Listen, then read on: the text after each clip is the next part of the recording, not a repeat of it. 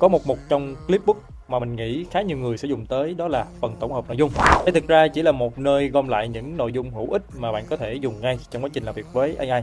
Bên trong sẽ có cả những nội dung miễn phí để bạn vào xem, thử và hiểu cách làm. Đồng thời cũng có những phần chuyên sâu hơn dành cho những người muốn đi kỹ hơn, làm bài bản hơn, hoặc cần kết nối kết quả tốt hơn trong công việc. Bạn không cần phải học hết tất cả mọi thứ ở đây, chỉ cần vào xem qua từng phần, chọn đúng cái mình đang cần rồi áp dụng là được. Điểm hay là mọi thứ đã được gom lại sẵn, bạn không cần phải tự đi tìm từng tool hoặc từng cách làm ở nhiều nơi khác nhau nữa.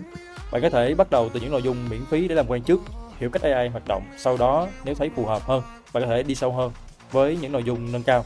Nói đơn giản thì đây giống như một thư viện nhỏ mở ra là có thể có những thứ kiến thức mà phù hợp với bạn, không phức tạp, không lan man, chỉ tập trung vào những thứ thực sự giúp bạn làm nhanh hơn và hiệu quả hơn.